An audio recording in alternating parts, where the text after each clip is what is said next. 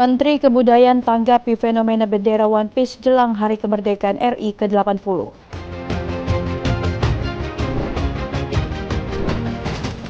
Heboh ular sanca merayap di atas mobil berjalan.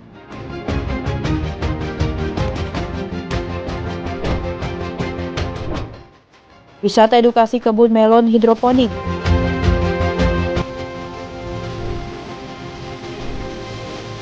Halo, selamat malam pemirsa setia Berita Nasional TV. Senang sekali Berita Nasional Malam kembali hadir menyapa Anda.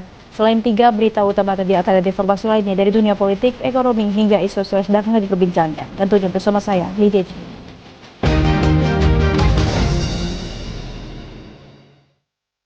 Pemirsa, kita ke informasi utama. Menteri Kebudayaan Fadlizon menyoroti kasus pengibaran bendera Jolly Roger atau bendera hitam dengan lambang tengkorak bertopi jerami dari manga One Piece.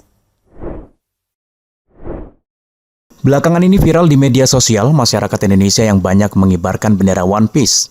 Menanggapi fenomena ini, Menteri Kebudayaan Fadlizon mengatakan bahwa jangan jadikan bendera One Piece itu distraksi dalam merayakan kemerdekaan Republik Indonesia. Ia juga meminta masyarakat tidak menjadikan gerakan pengibaran ini menjadi distraksi. Ia pun meminta masyarakat tetap fokus mengibarkan atribut kemerdekaan. Harus kita fokuskan ke depan ini, kita merayakan Indonesia merdeka. Jadi harus bendera kita lah yang utama. Jangan sampai nanti ada salah persepsi. Kita merayakan Indonesia merdeka, nanti orang bisa salah paham, tidak semuanya memahami. Sebelumnya, Wakil Ketua DPR RI Sufmi Dasko Ahmad juga menyoroti maraknya pengibaran bendera Jolly Roger manga karangan Eiichiro Oda. Bendera ini melambangkan gerakan bajak laut yang menentang pemerintah. Theo Fandi, Berita Nasional TV.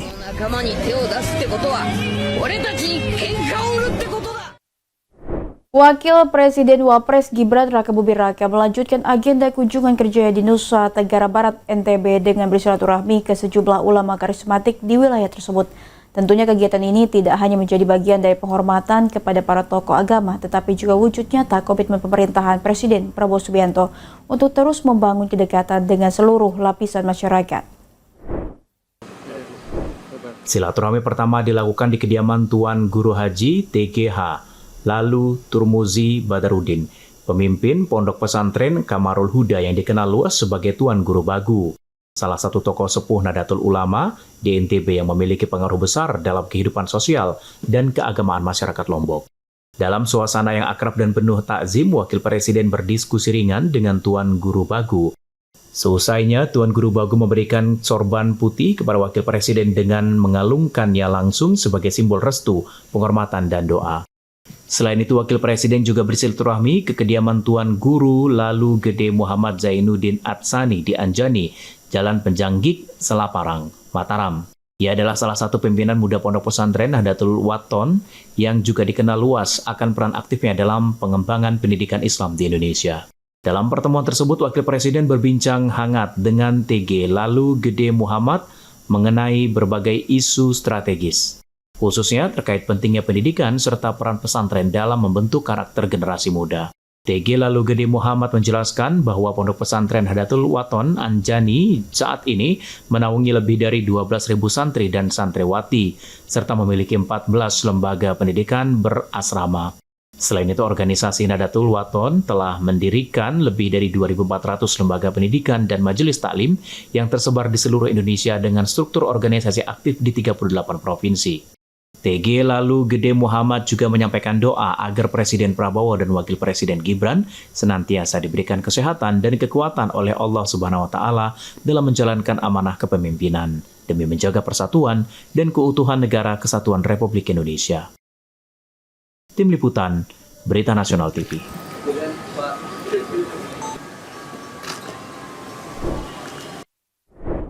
Pemerintah Kota Tangerang Selatan melalui Dinas Kesehatan melaksanakan program cek kesehatan gratis yang menyasar ke kalangan pelajar. Program ini merupakan bagian dari upaya pemerintah untuk meningkatkan kesehatan dan kualitas hidup pelajar.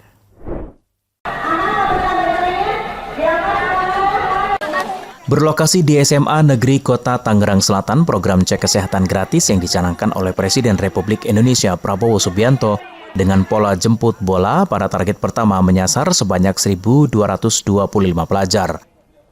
Pemeriksaan kesehatan pelajar merupakan isu yang sangat fundamental dalam membangun sumber daya masyarakat yang unggul. Program ini bukan hanya untuk mengetahui potensi penyakit sejak dini, namun sebagai langkah menjaga peserta didik tetap sehat dan menunjang proses belajar. Kepala Kantor Komunikasi Kepresidenan Hasan Nasbi mengatakan pemeriksaan kesehatan gratis telah dilakukan sejak 10 Februari 2025 lalu dengan menyasar 53 juta pelajar mulai dari tingkat SD hingga SMA dan sederajat. Sementara Wali Kota Benyamin Daphni mengatakan sasaran pemeriksaan kesehatan menyasar ke 963 sekolah di Tangerang Selatan dengan rincian 162.000 murid dari total 466 SD, 70.829 siswa dari total 286 SMP, dan 68.765 siswa dari total 211 siswa SMA. Kalau cek kesehatan gratis kan sudah di-launching, di kick-off tanggal 10 Februari tahun 2025. Pada saat itu masyarakat datang ke puskesmas untuk melaksanakan cek kesehatan gratis. Di puskesmas kita sudah mencapai angka 51.000 dan itu setiap hari terus berjalan di pemeriksaan kesehatan. Kemudian untuk total di tingkat siswa ini baru hari ini. Dengan memantau kesehatan pelajar, pemerintah dapat memberikan penanganan yang tepat dan memitigasi resiko penyakit yang lebih serius, masalah program pemeriksaan kesehatan. Theo Fandi, Berita Nasional TV. Polemik terkait sejumlah kafe dan tempat usaha yang enggan memutar lagu-lagu Indonesia karena kekhawatiran akan masalah royalti. Menteri Kebudayaan Fadlizon akan mencarikan solusi. Belakangan ini sejumlah kafe memilih untuk memutar lagu-lagu barat atau musik instrumental. Bahkan ada yang sama sekali tidak memutar musik untuk menghindari kewajiban membayar royalti. Menanggapi hal tersebut, Menteri Kebudayaan Fadlizon mengungkapkan bahwa dalam waktu dekat pihaknya juga akan menginisiasi koordinasi antar instansi guna mencari jalan keluar yang adil bagi pelaku industri musik maupun para pemilik usaha. Karena memang ada kesalahpahaman, ketakutan semacam itu. Kita berharap lagu-lagu Indonesia semakin semarak gitu ya. Tinggal bagaimana caranya nanti kita harus duduk karena ini lintas kementerian dan lembaga khususnya yang terkait dengan hak cipta, HAKI. Diketahui persoalan ini tidak hanya menjadi tanggung jawab Kementerian Kebudayaan, melainkan perlu melibatkan Kementerian Hukum dan HAM, khususnya terkait perlindungan hak cipta dan kekayaan intelektual atau HAKI. Theo Fandi, Berita Nasional TV. Pemerintah bersama DPR menerima audiensi bersama Asosiasi Pengemudi Independen di Kompleks Parlemen Senayan, Jakarta pada Senin pagi. Dalam audiensi tersebut, pemerintah dan DPR serta Asosiasi Pengemudi Independen menyepakati untuk menuju Zero Over Dimension atau Overloading atau ODOL 2027 mendatang. Pemerintah dan DPR bersama Asosiasi Pengemudi Independen menyepakati untuk menuju Zero Over Dimension, Overloading atau ODOL 2027. Kesepakatan tersebut diambil setelah DPR bersama pemerintah menerima audiensi dari Asosiasi Pengemudi Independen di Kompleks Parlemen Senayan, Jakarta pada Senin pagi. Wakil Ketua DPR Dasko mengatakan bahwa Presiden Prabowo Subianto sangat memperhatikan dengan cermat terkait persoalan ODOL. Oleh karena itu nantinya DPR dan pemerintah serta Asosiasi Pengemudi Independen akan membentuk tim bersama untuk merumuskan beberapa hal mengenai Zero ODOL 2027 mendatang. Teman-teman media sekalian, pada hari ini kami kedatangan dari Asosiasi Pengemudi Logistik Nusantara, yaitu pengemudi perorangan yang selama ini mengangkut logistik yang tadi kita telah berdiskusi bersama-sama dengan DPR dan pihak pemerintah yang diwakili oleh Menteri Perhubungan, Menteri Sekretaris Negara dan dengan Sekretaris Kabinet. Dalam kesempatan yang sama, Ketua Asosiasi Pengemudi Independen Suroso menyebut pihaknya siap untuk mengawal menuju Zero ODOL 2027 bersama pemerintah dan DPR. Menurutnya Zero ODOL 2027 harus dijalankan dan ditegakkan di tanah air. Teman-teman yang namanya menuju Yeru, overload, overloading, overdimensi. Bukan nodol ya, nanti dikalian bahasa gigi. Ini karena undang-undang. Terima kasih untuk teman-teman media semuanya. Mahendra Dewananta, Adi Chandra, Berita Nasional TV. Informasi berita lainnya akan kami sajikan usai jeda berikut ini. Tetaplah bersama kami di Berita Nasional Malam.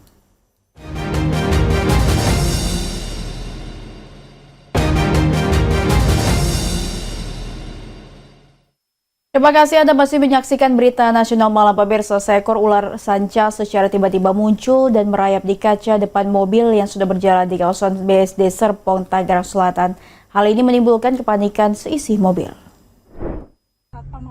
Beginilah suasana kemunculan seekor ular sanca kembang sepanjang 2 meter dengan bobot kurang lebih 5 kg yang terekam pemilik mobil. Ular terlihat merayap dari kaca depan menuju atap mobil. Sontak, hal ini membuat pasangan suami istri pengemudi mobil panik dan histeris. Meski demikian, pemilik tetap berusaha mengemudikan mobil dengan tenang sambil berusaha mencari pos pemadam kebakaran terdekat. Pemilik pun tidak berani berhenti karena khawatir ular justru akan masuk ke dalam mobil. Hingga akhirnya mereka menemukan pos pemadam dan langsung masuk meminta pertolongan.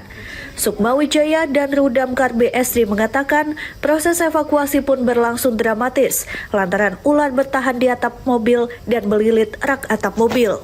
Saat berusaha ditarik oleh 2 orang petugas damkar, ular kembali berusaha bersembunyi masuk ke bagian belakang mobil, namun segera dicegah hingga akhirnya berhasil ditangkap.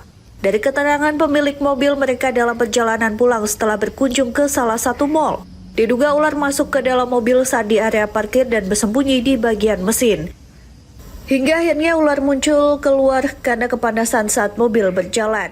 Ke damkar mampir itu dia dari Mall Sumarekon. Sumarekon dia nggak tahu itu ada ular, dia langsung jalan di tengah-tengah perjalanan itu langsung dia ular itu naik ke atas. Ular pun sudah diserahkan ke Balai Konservasi Sumber Daya Alam BKSDA dan rencana akan dilepas liarkan kembali ke habitatnya yang jauh dari pemukiman warga. Dari Tangerang Selatan, Muji Platumairisa, Berita Nasional TV. Seorang wanita pengendara motor di Bekasi, Jawa Barat menjadi korban pembegalan saat usai mengantar orang tuanya ke pasar. Korban mengalami luka-luka akibat terjatuh dari motor saat dihadang pelaku. Seorang wanita ditemukan tergeletak di tepi jalan Kiai Haji Nurali, Kelurahan Bahagia Babelan, Kabupaten Bekasi, Jawa Barat. Sejumlah warga berupaya memberikan pertolongan kepada wanita tersebut yang belakangan diketahui merupakan korban pembegalan. Mendapatkan informasi dari masyarakat Polsek Babelan, segera mendatangi lokasi kejadian dan meminta keterangan sejumlah saksi. Dari hasil penyelidikan sementara, korban mengendarai motor dari arah kota Bekasi menuju Babelan sekitar pukul 5 pagi. Di tengah perjalanan, korban dipepet 2 orang pelaku yang mengendarai sepeda motor hingga terjatuh. Namun usaha pelaku membawa kabur motor gagal setelah kepergok warga yang melintas. Akibatnya, korban menderita luka-luka akibat terjatuh dari motornya. Laporan sementara kita belum mendapat laporan, namun demikian sebelum kita dapat laporan, dapat info langsung kita terjun ke lapangan bersama Pak Lurah, ya langsung kita bersinergi bersama Pak RW maupun dari Panit Reskrim opsional dan potensi masyarakat keamanan yang lainnya. Dan di zona-zona rawan tentunya kita sudah pasangkan tentunya untuk mitigasi awal terhadap pergerakan masyarakat saya tentunya yang menjadi fungsi keamanan terhadap perlindungan bagi warga kami yang melintas, bahkan seseorang yang melewati di area. Polsek Babelan akan menganalisa rekaman CCTV dari Common Center Kelurahan Bahagia yang terpasang di 10 titik. Polisi kini memburu 2 pelaku yang ciri-cirinya telah diketahui. Sementara itu, pihak kelurahan berencana menambah jumlah CCTV di sejumlah lokasi rawan kejahatan. Dari Bekasi, Muhammad Ridwan, Berita Nasional TV. Sekelompok massa merusak dan membakar rumah pelaku pembunuhan pegawai koperasi di Desa Branti Raya, Kecamatan Natar, Kabupaten Lampung Selatan, Lampung. Dalam peristiwa itu, situasi sempat memanas sehingga polisi pun harus menurunkan puluhan personel untuk meredam amarah massa. Inilah rekaman video amatir saat sebuah rumah yang berada di Desa Beranti Raya, Kecamatan Datar, Kabupaten Lampung Selatan, Lampung dirusak dan dibakar sekelompok massa pada Kamis siang. Rumah ini merupakan kediaman Salam Prayitno, pelaku pembunuhan pegawai koperasi Pandra Apriliandi, yang jasadnya ditemukan mengambang di Sungai Kroya pada Kamis pagi. Dalam kejadian itu tampak asap muncul dari atap rumah dan polisi pun dengan sigap menurunkan puluhan personil untuk meredam amarah massa yang kesal terhadap pelaku. Kapolres Lampung Selatan AKBP Tony Kasmiri mengatakan meski sempat memanas, situasi di lokasi rumah pelaku pembunuhan tersebut kini sudah kondusif. Baru kami jelaskan memang terjadi dari pagi, namun tidak bisa main hakim sendiri, tetap akan kami lakukan proses penegakan hukum. Situasi alhamdulillah sampai saat ini sudah kita lakukan penjagaan, 2 SSK dari Dalmas dan 2 SSK dari Brimob berikut gabungan fungsi dari Lampung Selatan dan di backup dari Polda. Diketahui Salam Prayitno merupakan pelaku pembunuhan pegawai koperasi Pandra Apriliadi yang telah hilang sejak minggu lalu usai menagih hutang.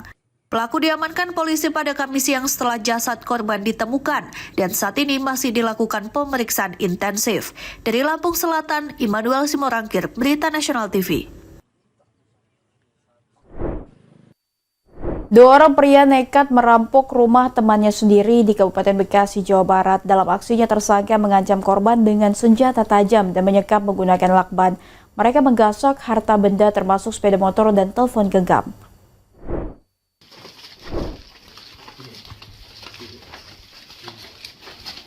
Dua tersangka perampokan MN dan SH tak berkutik saat ditangkap tim gabungan Polsek Tarumajaya dan Jatanras Polres Metro Bekasi. Penggerebekan dilakukan di sebuah rumah kontrakan tempat mereka bersembunyi di Gunung Putri, Bogor, Jawa Barat. Dari penggerebekan ini, petugas mengamankan sebagian barang bukti hasil kejahatan. Aksi perampokan terjadi pada 14 Juli 2025 di rumah teman mereka sendiri di Kampung Bojong, Tarumajaya, Kabupaten Bekasi.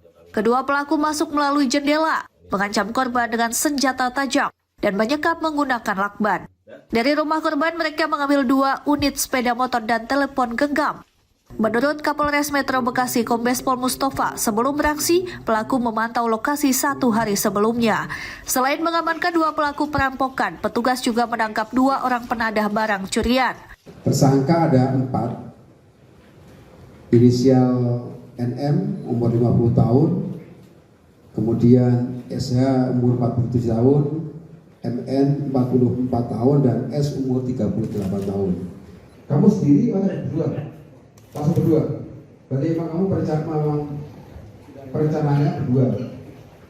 Tersangka mengaku nekat melakukan aksi ini karena kecewa honornya sebagai sopir tak kunjung dibayar oleh korban. Dari penangkapan ini, polisi mengamankan barang bukti 2 unit sepeda motor, telepon genggam, dan beberapa surat kendaraan. Atas perbuatan mereka, 2 pelaku perampokan dijerat pasal 365 KUHP dengan ancaman hukuman 12 tahun penjara. Sedangkan 2 penadah dijerat pasal 480 KUHP dengan ancaman 4 tahun penjara. Dari Bekasi, Tim Liputan Berita Nasional TV.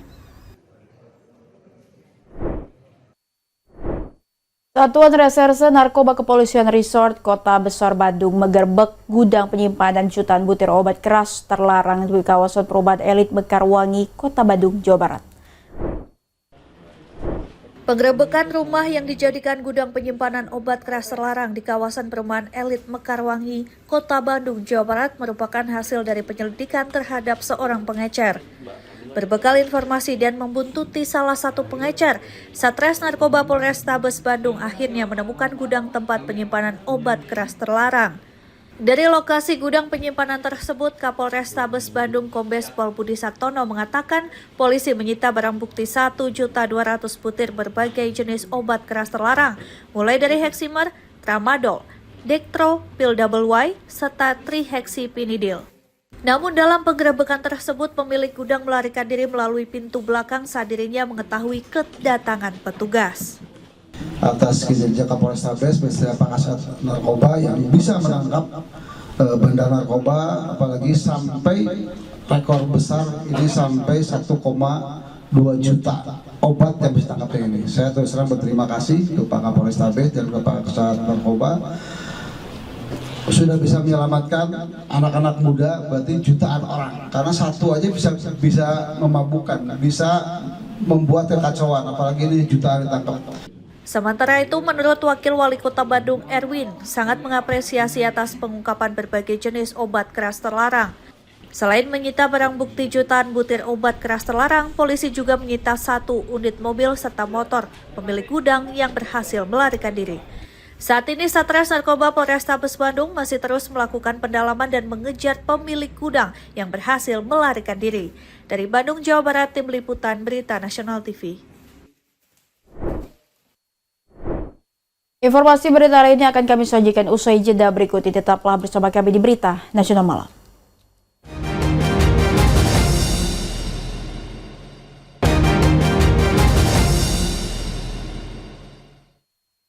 Terima kasih Anda masih menyaksikan Berita Nasional Malam. Pemirsa, pria asal Kabupaten Pandeglang, Banten sukses menciptakan inovasi unik dengan mengembangkan kebun melon hidroponik miliknya menjadi destinasi wisata edukasi. Kebun melon yang terletak di lahan seluas 528 meter persegi ini tidak hanya menawarkan pemandangan kebun melon yang tertata rapi, tetapi pengalaman wisata yang edukatif dan menarik bagi pengunjung dari berbagai kalangan. Itu kuning kayak gini. Itof yang sebelumnya sukses membudidayakan melon hidroponik terinspirasi untuk mengembalikan usahanya dengan membuka kebun edukasi bagi wisatawan. Melalui konsep Argo Wisata, pengunjung dapat melihat langsung proses penanaman hingga panen melon hidroponik yang ramah lingkungan. Di tempat ini, pengunjung juga berkesempatan untuk memetik langsung dan mencoba buah melon segar yang kaya akan nutrisi. Kebun ini terletak di Kampung Kadu Kombang, Desa Menes, Kecamatan Menes, Kabupaten Pandeglang. Itof juga menyediakan sesi edukasi mengenai teknik budidaya hidroponik, di mana pelajar dan mahasiswa dapat belajar langsung tentang cara menanam menggunakan metode hidroponik, mulai dari persiapan media tanam, sistem irigasi, hingga teknik pemberian nutrisi yang tepat. Menariknya, untuk berkunjung ke wisata edukasi melon hidroponik ini, pengunjung tidak dipungut biaya atau gratis. Namun, jika ingin membeli hasil panen, cukup membayar Rp30.000 per kilogram. DFT. Jadi airnya ngalir tapi kita nyimpen di talang nutrisinya. Kebetulan ini varietasnya Valkas Golden Melon yang pakai benih Kinanti dan Alisa. Respon masyarakat pun sangat positif. Kebun melon hidroponik milik Itof ini banyak dikunjungi keluarga, rombongan sekolah, maupun wisatawan yang penasaran dengan pertanian modern yang ramah lingkungan. Lihat-lihat dulu sebelumnya, cari yang lebih besar, yang lebih matang. Ini kedua kalinya sih. Waktu itu saya kesini sama temen dan sekarang saya ngajak keluarga. Rasa melonnya itu enak, dari teksturnya juga beda dari melon-melon yang biasa ada di pasar. Dari teksturnya tuh kayak lebih renyah daripada melon yang biasanya gitu. Dengan semangat dan inovasi, Itof berharap usahanya bisa menjadi inspirasi bagi masyarakat untuk mengenal pertanian modern dan menumbuhkan kesadaran akan pentingnya mengelola lingkungan secara bijak. Kedepannya, wisata edukasi melon hidroponik ini diharapkan dapat terus berkembang dan menjadi salah satu ikon Argo Wisata baru di Kabupaten Pandeglang. Dari Pandeglang, Banten, Firman Arif, kontributor Berita Nasional TV. Seorang pria Parubaya ditangkap polisi usai kedapatan mencuri sepeda motor. Pria yang sebelumnya bekerja sebagai sopir ini mengaku mencuri karena kerap diejek gara-gara tidak memiliki sepeda motor. Polresta Solo mengungkap kasus pencurian sepeda motor yang terjadi di kawasan Banjarsari, Solo, Jawa Tengah. Pelaku ditangkap usai korban melapor ke pihak berwajib. Pelaku dengan inisial AS ini nekat melakukan aksi pencurian karena pelaku sebelumnya merasa jengkel terus-menerus diejek tak memiliki sepeda motor. Karena itulah pelaku menggasak 1 unit sepeda motor dengan cara mendorong motor yang tengah diparkir di warung makan. Kemudian dibawa ke tukang kunci untuk menghidupkan sepeda motor. Setelah itu pelaku menggunakan sepeda motor tersebut untuk bergaya hidup dan keperluan pribadi. Dari pemeriksaan yang dilakukan, pelaku yang sebelumnya bekerja sebagai sopir ini merasa bingung karena setelah di PHK tidak memiliki pekerjaan. Saat mencari pekerjaan, pelaku juga sering ditolak dikarenakan faktor usia. Oleh saya sering dibully sama teman dan tidak punya sepeda motor. pinjam sama kakak tidak dipercaya, dan akhirnya saya ngambil itu.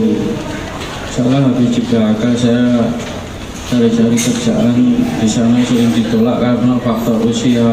Wakapolres Solo AKBP Sigit mengatakan dari hasil penyelidikan, polisi mengamankan sejumlah barang bukti dari tangan pelaku, yaitu 1 unit sepeda motor Matic, 1 buah kunci duplikat sepeda motor, dan plat nomor AD2788 AOB.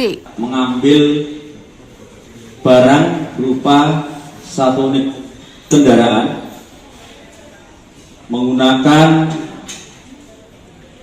dengan menggunakan tangan kosong mendorong kendaraan tersebut tanpa meminta izin kepada pemiliknya. Atas perbuatannya, AS dijerat dengan pasal 362 KUHP tentang pencurian dengan ancaman hukuman 5 tahun penjara atau denda paling banyak 900 juta rupiah. Dari Solo, Jawa Tengah, Raditya Hermansyah, Berita Nasional TV.